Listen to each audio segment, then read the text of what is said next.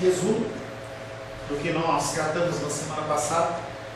Nós falamos de uma frase de um escritor do livro Peregrino chamado John Bunyan, que diz que aquele que já está caído não precisa temer a queda. Isso é uma coisa importante quando se trata de mansidão, que é o nosso tema. Uma pessoa que ela sabe que ela é pior do que o que as pessoas pensam, ela não fica de maneira nenhuma magoada e entristecida, porque ela sabe que qualquer coisa que alguém venha falar dela, está falando pouco.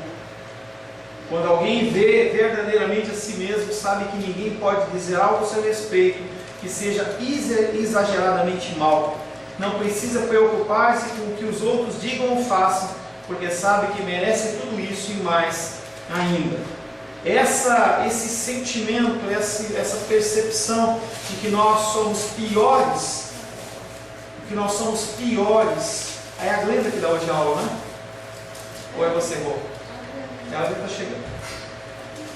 Essa percepção de que nós somos piores do que realmente nós imaginamos e que nós merecemos muito mais do que nós recebemos é uma qualidade essencial daquele que é manso. Uma pessoa que ela se submete porque ela sabe que ela sempre merece o pior. A mansidão ela se expressa através não só das nossas palavras, não só através do que nós dizemos, das nossas vestimentas ou do nosso jeito de agir, mas através da nossa postura como cristãos, a nossa conduta em relação ao próximo. Mansidão quer dizer basicamente algo em relação ao próximo. É como você age em relação ao seu próximo. Quando Jesus Cristo fala que nós temos que amar a Deus sobre todas as coisas e o próximo como a nós mesmos, Ele está falando exatamente isso. E se você passeia por todo o Evangelho, você vai encontrar referências do tipo: se você chegar num lugar, senta-se atrás. Não senta-se no lugar em que você vai ser louvado. Você espera que as pessoas te honrem e não que você se honre. Quando você age dessa maneira, você age como uma pessoa mansa. A pessoa mais mansa que já existiu foi o Senhor Jesus Cristo. E aí nós temos a referência de Moisés, que abaixo de Jesus Cristo ele foi encontrado como o mais manso. Quando nós seguimos a história de Moisés, a gente vê que a história dele, no finalzinho, é maculada quando ele bate na pedra. Quando Deus fala para ele assim: fale a rocha, e ele vai lá e bate na rocha. E aí o conceito é, ele não estava batendo na rocha, ele estava brigando com o Senhor pelo aquele povo que estava oprimindo ele. A gente tem a mania de achar que a gente não está agredindo o outro quando a gente bate numa coisa física, numa coisa material, mas na verdade nós estamos exprimindo o que está no nosso coração. E que talvez o nosso conceito moral bloqueie e não impeça que a gente possa agredir fisicamente alguém. Nós finalizamos na semana passada com o verso, com o capítulo 1 Pedro 2, 21 a 25, que eu vou ler rapidamente. Porquanto para isto mesmo fostes chamados, pois que também Cristo sofreu em vosso lugar, deixando-vos exemplo para seguires os vossos passos, o qual não cometeu pecado, nem dolo algum achou em sua boca, pois ele, quando ultrajado, não revidava com o traje, quando maltratado, não fazia ameaças. O desafio de você ser manso não é quando você está recebendo uma paga de algo que você realmente fez errado, e sim quando você fez algo certo.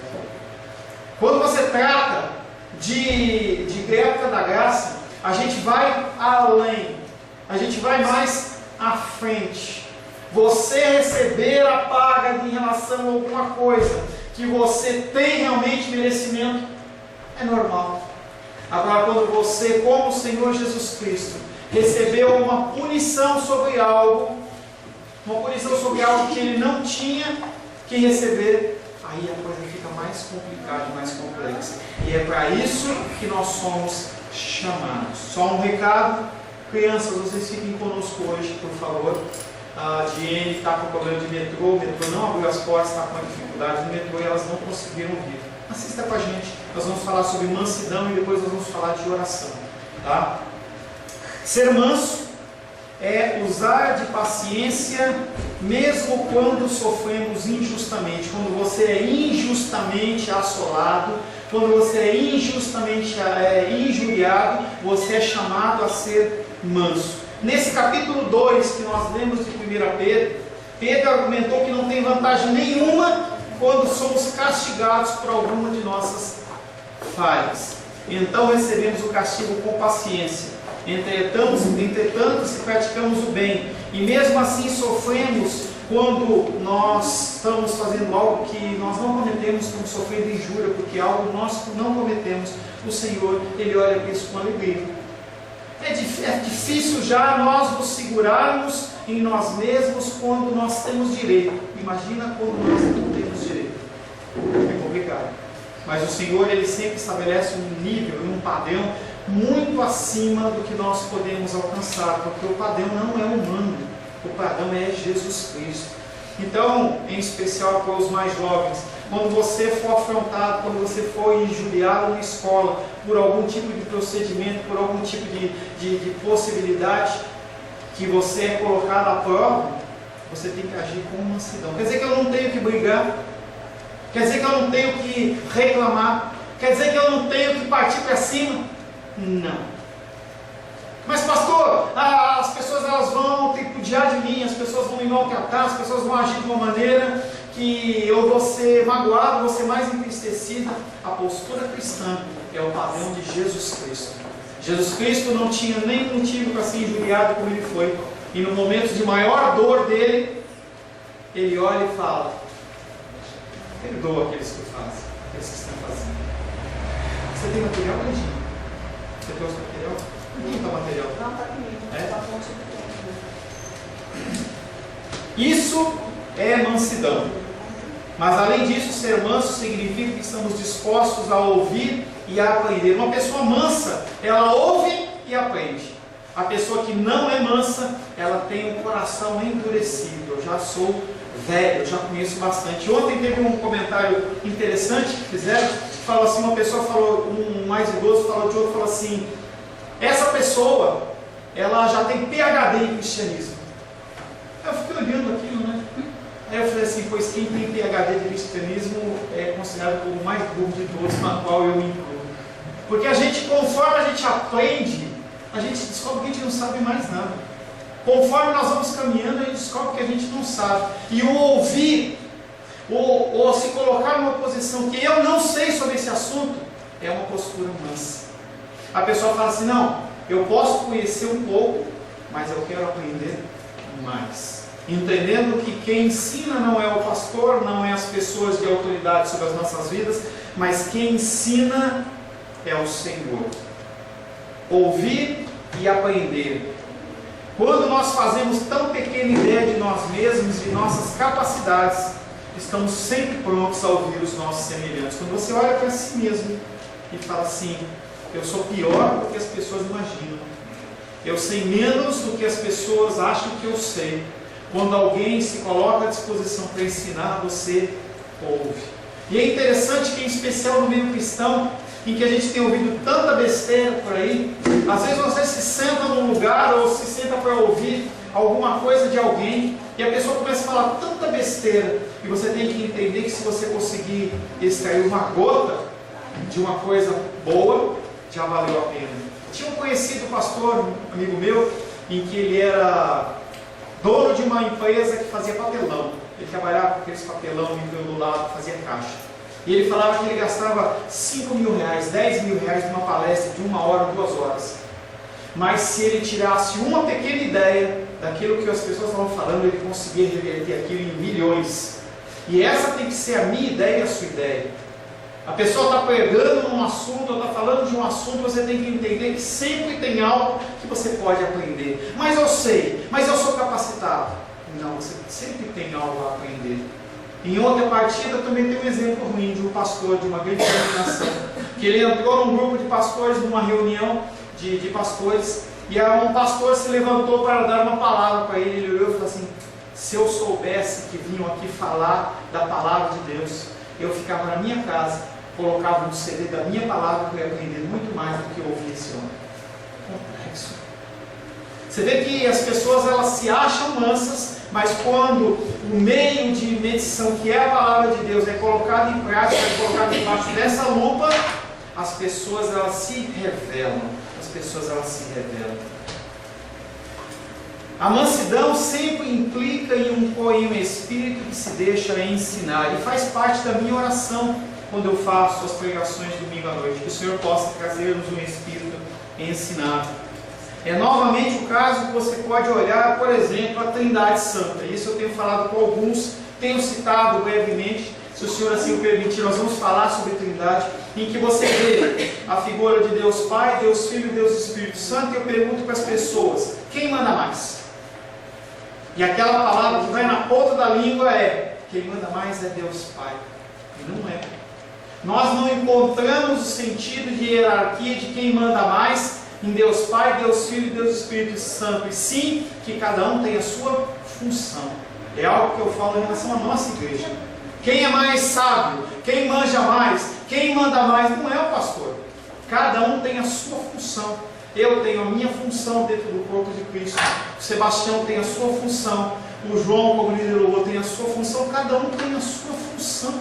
E essa função ela tem que ser exercida de uma maneira excelente, porque nós fazemos para o Senhor. E as pessoas elas querem trazer um sistema hierárquico como do exército, como de uma empresa para a igreja, e não funciona.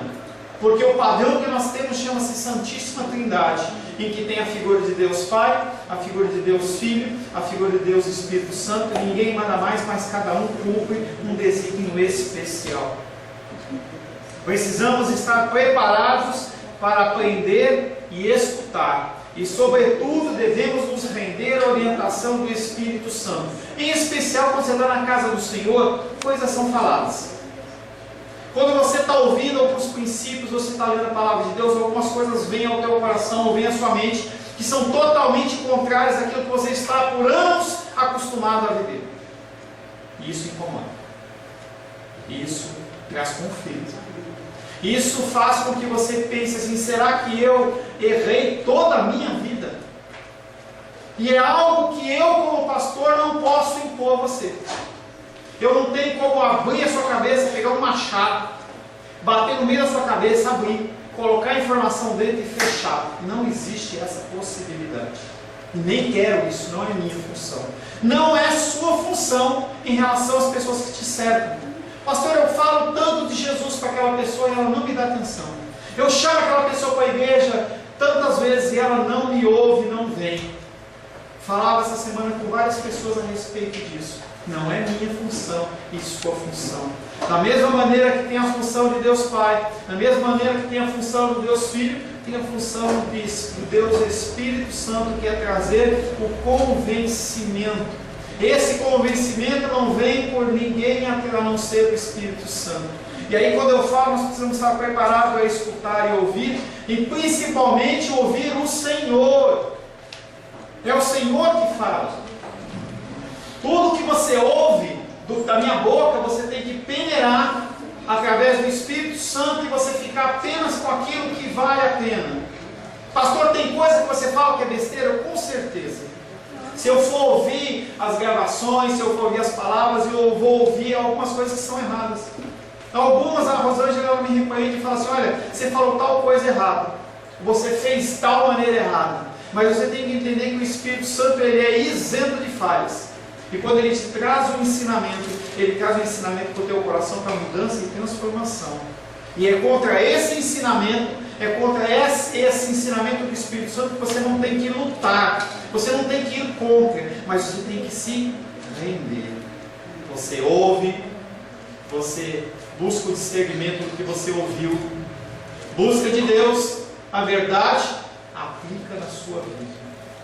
É muito importante que nós deixemos tudo, nós mesmos, nossos direitos, a nossa causa, o nosso futuro nas mãos de Deus, e especialmente quando sentimos que estamos sofrendo injustamente. Nós temos que confiar e acreditar que Deus está no controle de todas as coisas. Romanos 12, 17 e 19, olha aí por gentileza. Romanos 12, versos 17 até 19.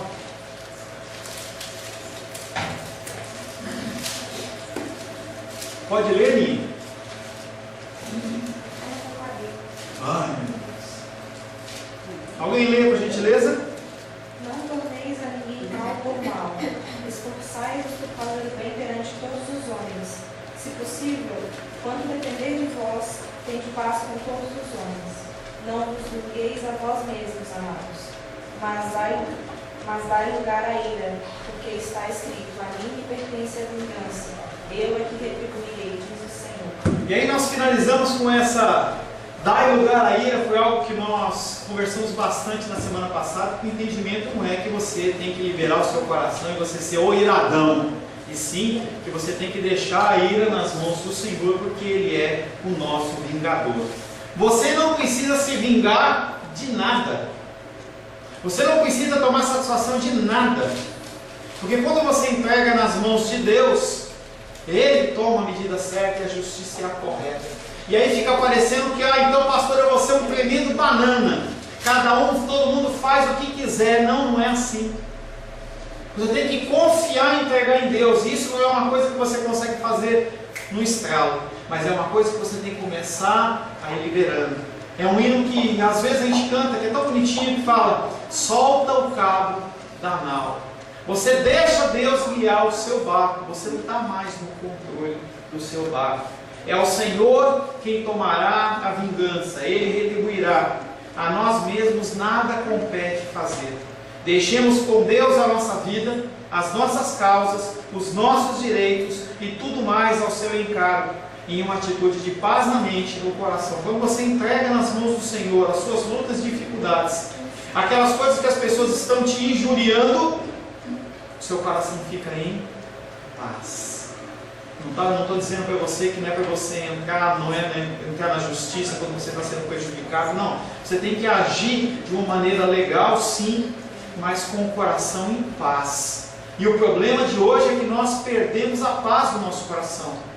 Nós começamos a lutar a coisa com tal afinco, como se a força dependesse apenas de nós mesmos. O Senhor nos dá inteligência, o Senhor nos dá capacitação para que a gente possa agir em todas as situações conforme a vontade do Senhor. Lembro, há uns meses atrás, quando um membro veio falar comigo: olha, eu estou com uma dificuldade assim, assim, assado, como é que eu procedo? E nós fomos orar para que o Senhor desse a direção. É isso que nós temos que fazer. Conforme veremos adiante, é algo abundantemente ilustrado nos vários ensinamentos detalhados no Sermão do Monte. Em outras bem-aventuranças vai aparecer isso, de você entregar os seus caminhos nas mãos do Senhor. Notemos agora o que sucede ao homem que tem essa qualidade. Bem-aventurados os mansos, porque herdarão a terra. O que significa isso? Nós estamos meio que finalizando, então nós vamos começar a fazer um fechamento disso, tá? Podemos fazer um resumo. Nesse sentido, os mansos, eles já são herdeiros na terra, na vida presente. Você já é um herdeiro de Deus na terra presente. O homem que é realmente manso é o homem que sempre vive satisfeito, é o homem que se sente contente. Em vez de você se fiar com a musiquinha lá do Pão de Açúcar, que é para você ser feliz, você entende que você tem que ser feliz em Cristo, você tem que ser feliz no Senhor. Quando você tem essa certeza, você sabe que tudo está no controle dele. O teu coração em paz, ele fica feliz e fica alegre. Filipenses capítulo 4, versos 12 e 13, por favor. Uma condição que não sei se eu ou você vamos chegar. Filipenses capítulo 4, versos 12 e 13.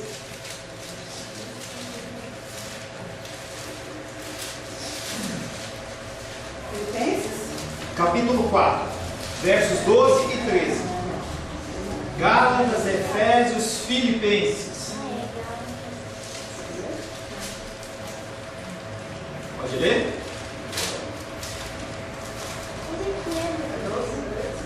Filipenses capítulo 4, versos 12 e 13. Alguém que saiba ler, por gentileza. Tanto ser estar humilhado, como também ser honrado. De tudo e em todas as circunstâncias, já tenho experiência, tanto de fartura como de fome, assim de abundância como de escassez. Tudo posso naquele que me fortalece. Esse finalzinho você talvez conheça. Tudo posso naquele que me fortalece. As pessoas criam adesivos e colam no carro e elas acham que elas podem fazer qualquer coisa porque tudo posso naquele que me fortalece. E a pessoa vai lá e compra um carro em 100 parcelas. Não, tudo posso naquele que me fortalece. Mas na verdade, eu tudo posso naquele que me fortalece. Está em relação a todo esse contexto que nós acabamos de ler. O apóstolo Paulo, ele olha para aqueles irmãos na igreja de Filipos e fala: eu sei ser humilhado como sei ser honrado. Você sabe ser humilhado, ser honrado da mesma maneira? É muito legal ser honrado, mas e ser humilhado? O apóstolo Paulo também fala que ele sabe viver bem em todas as circunstâncias. Ele sabe ter fartura na mesa, ter carne, ter frango, ter salada, arroz e tudo que você imaginar na mesa. Também ele sabe passar fome, ter uma azeitona, ter alguma coisa pouca para comer ou talvez nada. Ele sabe ter abundância, como ele sabe ter escassez. Isso é uma característica de uma pessoa que ela é mansa. Não quer dizer que você vai ficar estático e não vai fazer nada. Sabe que o seu Deus está no controle, você sabe viver no momento da abundância, feliz. No momento da falta, meio chateado, mas também feliz. É uma característica de um manso. Imagina como nós estamos longe disso. Observemos por semelhante modo a maneira pela qual ele exprime o mesmo pensamento, após haver dito aos seus leitores que eles não precisavam ser ciumentos ou preocupados com essas coisas. Que coisas? 1 Coríntios, capítulo 3, verso 21, 22 e 23. Atos, Mateus, Marcos, Lucas, João, Atos, Romanos, Coríntios. 1 Coríntios, capítulo 3, versos 21. 1 Coríntios, capítulo 3, versos 21, 22 e 23. Mas agora, sem lei, se manifestou a justiça. Que Deus... Não. Aqui, ó. Não está falando. Você tem Romanos, criatura. Lê aqui. Portanto, ninguém se... Lê com calma. Tá certinho, mas lê com calma. Portanto, ninguém se glorie nos homens, porque tudo é vosso. Seja Paulo, seja Apolo, seja Cefas, seja o mundo, seja a vida, seja a morte, sejam as coisas presentes, sejam as futuras, tudo é vosso. E vós de Cristo, e Cristo de Deus. A igreja de Corinto estava passando por um problema. Haviam pregadores eloquentes, na quais alguns são citados. Apolo, apesar de ele não ter escrito nenhum evangelho, nenhum texto bíblico, que está na Bíblia, ele era uma pessoa muito eloquente, sabia muito da palavra de Deus. E aí alguns começaram a falar assim: não, esse cara fala tão bem que eu sou discípulo dele. Esse Cefas é um outro nome de Pedro. E eles falavam assim: olha, não, eu não sou de Apolo, eu sou de Pedro. E aí as pessoas que conhecem Paulo começaram a falar: pô, Paulo, você escreve muito e as pessoas não estão dando honra para você. E aí o apóstolo Paulo, ele responde para aqueles homens falando assim: que ninguém se glorie nos homens, independente se é Paulo, se é Apolo, se é Cefas, quem quer que seja, são todos em Cristo e de Cristo. O que ele estava falando para aquelas pessoas, ele falava assim: eu não ligo de ser honrado ou não ser honrado, eu não estou preocupado se quem está levando a honra é Apolo, ou se é o Pedro, ou se sou eu. O que importa é o reino de Deus. Nós, como igreja evangélica brasileira, nós temos pecado enormemente em relação a isso, porque as pessoas elas falam assim: não, é a minha igreja, e na verdade é o corpo de Cristo. São as pessoas que compõem o corpo de Cristo. Sim, todas as coisas nos pertencem, se é que nós somos mansos, se é que nós somos crentes autênticos, e aí nós somos herdeiros da terra. Se referente a algo no presente, também em relação ao futuro. Nós somos herdeiros da terra hoje, mas também em relação ao futuro. 1 Coríntios 6:2.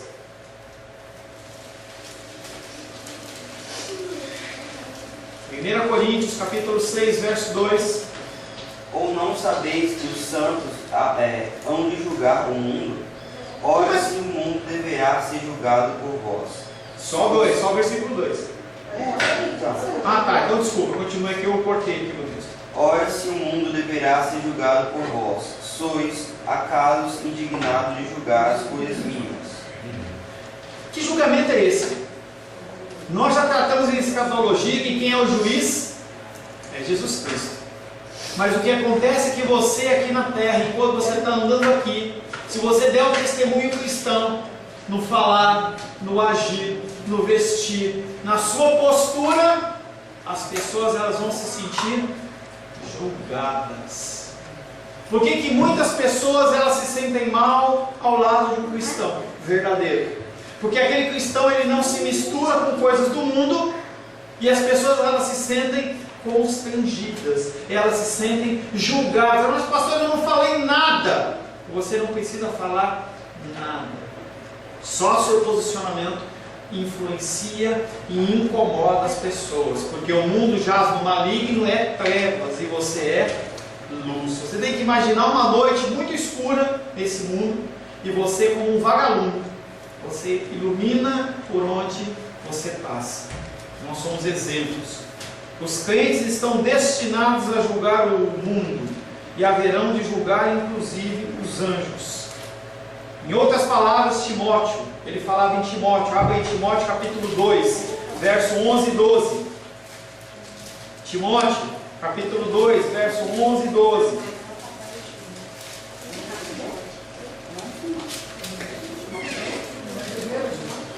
Segunda Timóteo, capítulo 2, verso 11 e 12. Antes.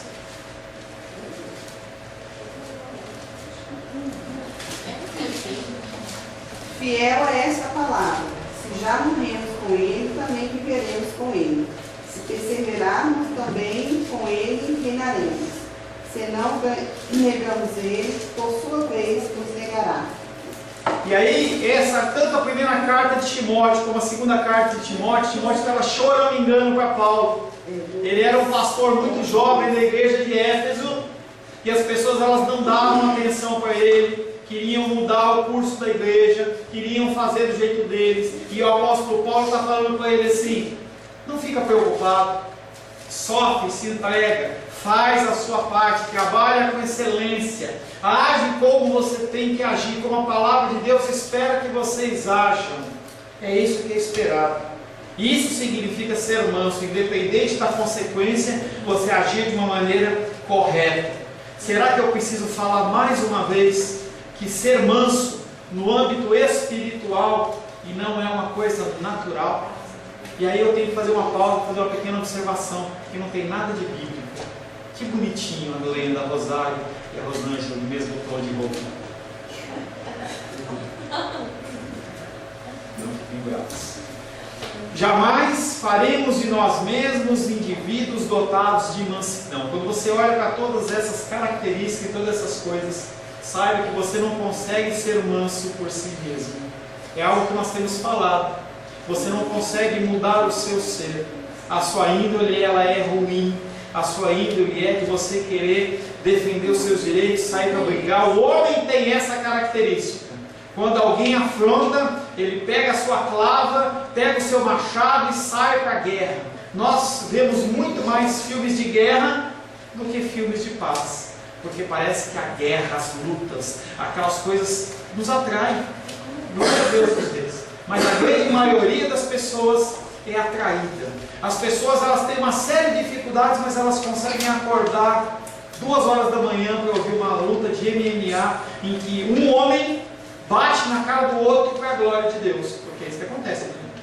Uma pessoa que está brigando com o outro, está esburrando, tem que entender que aquele cara, ele é imagem e semelhança de Deus. E eu pergunto, como é que uma pessoa, com todo respeito aos cristãos que acreditam nisso, mas como uma pessoa pode bater na cara do outro, gerar hematomas, machucar tudo, e ainda achar que está fazendo algo para a glória de Deus? Porque nós somos exortados a fazermos tudo para a glória de Deus. Como que se encaixa isso?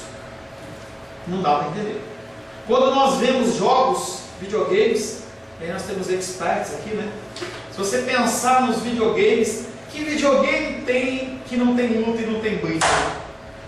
E eu não estou dizendo que eu não gosto e que eu não participo. Pecado meu também, entendeu? Mas você vê que a índole do ser humano é querer dominar e vencer sobre o outro. Ontem estava vendo um filme muito legal sobre a história do John Owen, o corredor, que o filme chama Corrida, o Corredor, uma coisa assim, né?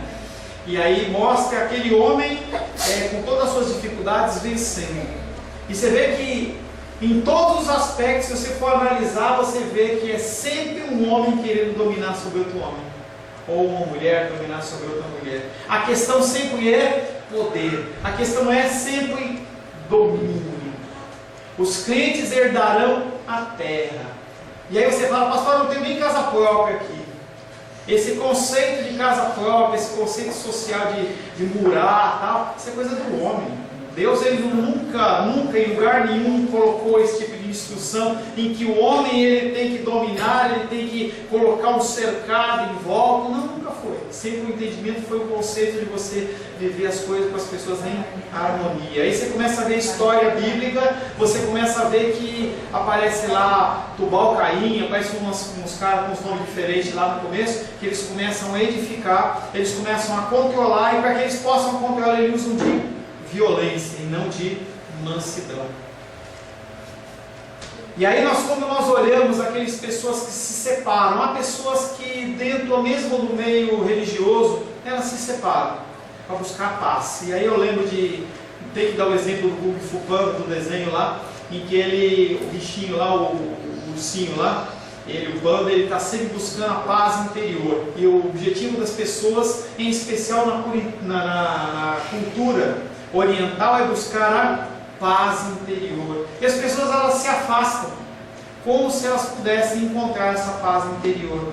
Na verdade, a paz interior ela tem que ser encontrada em meio a seres humanos. Você está só você com você mesmo, é lógico que você não vai discutir, é lógico que você não vai brigar. E aí você vê os monges, eles saem daquele contexto secular e eles vão para montes, vão para cavernas, são os eremitas ou ermitãos, que eles acham que ali eles vão encontrar uma paz, mas é uma paz falsa, não é uma paz verdadeira. A paz verdadeira é você conseguir paz em meio às pessoas que você vive, pessoas que erram, pessoas que são falhas, pessoas que têm uma série de defeitos. Essa é a verdadeira paz. Pega um monge desse que ficou 60 anos escondido e coloca ele dentro de uma cidade para ver se ele vai ser uma pessoa com paz. Se tudo aquilo que ele granjeou de conhecimento de paz, ele vai conseguir aplicar no meio dos homens. Não vai conseguir. Ninguém, exceto o Espírito Santo, é capaz de tornar-nos humildes ou mansos. Coisa alguma, exceto o Espírito Santo, é capaz de humilhar-nos no Espírito e nos levar a lamentar chorando devido à nossa pecaminosidade. Só o Espírito Santo pode te convencer de o que você é, como você é por dentro. Eu olho você está bonitinho, cheirosinho, colocou uma roupinha bonitinha, mas o que tem dentro do seu coração é só o Espírito Santo que consegue medir. Essa, pois, é uma questão seríssima. Aqueles dentre nós que se afirmam crentes necessariamente reivindicam já haver recebido o Espírito Santo, eles têm que ser mansos. Pastor, eu sou salvo. Você é salvo? Você fala, sou. Você é manso? Você tem mansidão? Complexo. Porque a característica de um cristão é ser manso. Ser manso. Tenho me pego algumas vezes não sendo manso. Então você pode ficar mais tranquilo. Tá? Pode ficar mais tranquilo. Mas nós temos que caminhar em direção a essa mansidão. Por conseguinte, não nos resta qualquer desculpa se não somos mansos. Todavia, o homem que se acha fora do Evangelho dispõe de uma boa desculpa, porquanto essa qualidade é impossível para ele. Quando você vê alguém fora do Evangelho, fora do cristianismo, dizendo que não é manso, que é iracundo, está certo. Ele não tem Espírito Santo. É isso mesmo. E você não pode culpá-lo, porque ele não tem capacidade e força nele mesmo de ser manso espiritualmente. Entretanto, se verdadeiramente reivindicamos haver recebido o Espírito Santo, nós não temos nenhuma desculpa de dizer que nós não somos mansos ou agir como mansos. Aquela pessoa que tem o cristianismo, ele tem Cristo no coração, ele tem o fruto do Espírito, não tem saída. Você tem mansidão no seu coração e é algo que você tem que desenvolver. O que te compete fazer? O que cabe a você? Qual é a sua responsabilidade? Primeira coisa, você tem que ouvir os ensinamentos. Você tem que encarar ensinamentos como esse do Sermão do Monte e outros que estão espalhados pela Palavra de Deus. E você tem que meditar. Você tem que colocar a sua vida perante a palavra que está sendo ensinada. Você tem que olhar para esses ensinamentos e considerar que os exemplos que foram deixados para você foram para dizer que é possível. Um exemplo de Jesus Cristo é o exemplo maior. Você olha para Cristo e fala assim, não, Ele veio aqui também para me ensinar e me dar um exemplo. É possível, sim.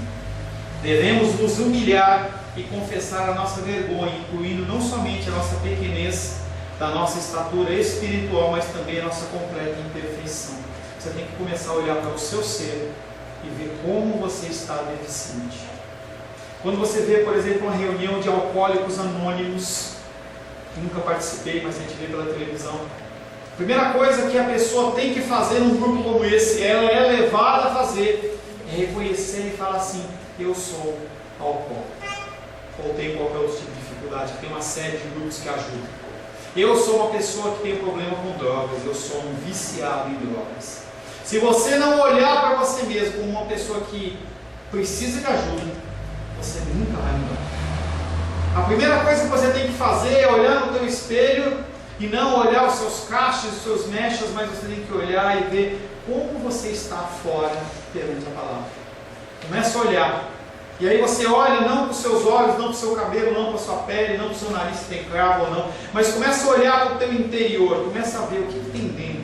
Como você tem agido com o seu próximo, como você tem agido com os seus pais, como você tem agido com os seus filhos, com o seu cônjuge, com aquelas pessoas que te cercam, como você tem agido. É algo que Jesus Cristo faria? É algo que Jesus Cristo aprovaria? Será que Jesus Cristo faria as coisas como você faz ou não? Devemos nos humilhar e confessar a nossa vergonha, incluindo não somente a nossa pequenez, da nossa estatura espiritual, mas também a nossa completa imperfeição. Tem um conceito que, se o Senhor assim nos aprover, nos permitir, que são o estudo das 5, são chamados 5 solos ou 5 bases do cristianismo reformado, que é o que nós professamos. Um deles chama-se que nós somos totalmente, completamente depravados e miseráveis. E não é um conceito para você se apoiar e justificar os seus erros, e sim para que você comece a olhar para o seu interior, para você começar a identificar o que Jesus Cristo olhava para aqueles homens e falava assim: vocês são como sepulcros caiados. E aí, se você falar no cemitério da Esperança, qualquer outro, você vai ver túmulos branquinhos, pintadinhos. Se você tem algum túmulo lá, você pode ter certeza que em algum momento alguém da administração vai ligar para você e falar assim: olha, tem um fulano aqui que está oferecendo um serviço para pintar o túmulo. Eu lembro alguns anos atrás que uma árvore cresceu lá perto do túmulo da minha avó, mãe da minha tia, e aí ela foi consertar aquele túmulo, que estava todo rachado. E aí ficou todo bonitinho, mas e dentro? O que tem dentro do túmulo? Morte. Experimenta abrir um túmulo, lógico que você não pode experimentar, porque inclusive é fora da lei, mas experimenta abrir um túmulo depois de uma semana que uma pessoa foi enterrada, o cheiro que deve estar lá dentro. Esse é o cheiro que está dentro do seu coração, é o cheiro que está dentro do meu coração. E aí nós vamos andando no dia a dia, nós vamos nos envolvendo nas atividades, nas festas, nas coisas, e a gente acha que está tudo certo, está tudo normal, e não está tudo certo, e não está tudo normal. Mais uma vez, eu digo que nós temos que nos humilhar, e nós temos que contemplar a nossa completa imperfeição. Em último lugar, nós temos uma obrigação de pôr um ponto final em nosso próprio eu. O nosso eu, a nossa carne fala: faça isso. Nós temos que lutar com isso ao ponto disso ser bloqueado. que é a causa de todas as nossas dificuldades, a fim de que aquele que nos adquiriu por um preço tão elevado possa vir a possuir-nos por inteiro. Para finalizar, vou contar só uma historinha que é conhecida de vocês, eu vou contar mais uma vez. Uma pessoa ouviu uma batida na porta, que ela abriu a porta, era Satanás. Satanás deu um couro naquela pessoa. E aí ele foi a Jesus e falou assim: Jesus, eu preciso de ajuda. Satanás, ele abriu a porta, eu abri a porta, ele entrou e a minha sala, ele me deu uma surra. Jesus Cristo, fica aqui na sala. Tá bom. No outro dia, bate na janela. O cara abriu a janela do quarto. Satanás entrou pela janela e deu uma surra. E aí ele, todo machucado, chegou para Jesus: Jesus, como é que eu convido você e você não me protege? Como assim? Eu tomei uma surra. Aonde você estava? No quarto. Não, aqui na sala. Satanás não entrou. Você falou que fica na sala. Então cuida do quarto também. Tá bom. Aí pela uma terceira vez bate na porta, a porta da cozinha. Casa americana, que tem uma porta lá nos fundos. Ele abre a porta. Quem está lá? O botão. E o Satanás pega ele e dá uma surra nele na cozinha. E ele vai lá e fala assim para Jesus: Jesus, eu já falei para você, já pedi para você me proteger na sala, no quarto, e Satanás me deu uma surra. Aonde foi essa surra? Foi na cozinha. Você não me deixou ir para a cozinha. E nós agimos na nossa vida de maneira semelhante. Porque aí ele falou assim: então Jesus, cuida da minha casa inteira. Aonde o Senhor quiser, o Senhor tem liberdade, no quarto, no quartinho, na garagem, todo lugar é do Senhor. E aí Satanás foi lá e bateu de novo. Quando viu Jesus, opa! Foi embora. Nós agimos dessa maneira. Nós vamos dando lugar a Jesus Cristo para Ele cuidar de um lugar, cuida de outro, mas há quartinhos na nossa vida, há lugares no nosso coração que eles são simplesmente selados e nós não permitimos que Jesus Cristo entre na nossa vida emocional, nos nossos WhatsApp, nos nossos Facebook, em todas as mídias sociais, no telefone, nas coisas que nós fazemos. Tem coisa, não, ó Senhor, eu vou jogar meu futebol, eu vou praticar meu esporte, você fica aí em casa, porque eu quero ir lá jogar meu futebol, eu quero xingar, eu quero brigar, eu quero fazer uma série de coisas. Eu gosto de ver meu esporte violento, eu gosto de fazer isso, fazer aquilo outro. Nisso, Jesus, você não mexe comigo. E aí, nessas áreas que realmente nós apanhamos do Senhor. E aí, o privilégio de Deus de estar aqui nessa manhã com as crianças, aprove a Deus. Eu tenho procurado pelo menos acostumar no meu coração, que quando as coisas elas acontecem segundo o desígnio de Deus. E aí quando eu vejo as crianças nossas aqui, é vontade do Senhor que elas estejam ouvindo essas coisas. Por isso que eu não me preocupo. E aí, quando eu vejo, por exemplo, a Jenny não veio, teve problema no metrô lá, está aqui a Luli, está o Gabriel, a Aninha e a B, para mim tranquilo. Mesmo se eu sou pequenininha, porque as pessoas elas precisam ouvir, a gente tem que entender que o Senhor Ele prepara todas as coisas de uma maneira perfeita. E talvez em algum momento na vida deles, além de vocês, isso possa ser utilizado, e eu espero que seja utilizado. Em algum momento, isso venha a florescer e, independente da idade, da jovialidade deles, eles possam receber esse ensinamento gravado nos seus corações. Jesus Cristo Ele nos adquiriu num preço elevado e Ele veio para nos possuir por inteiro. Finalizo lendo Mateus capítulo 5, verso 5, que foi a nossa abertura. Bem-aventurados os mansos, porque eles herdarão a terra. Feche seus olhos.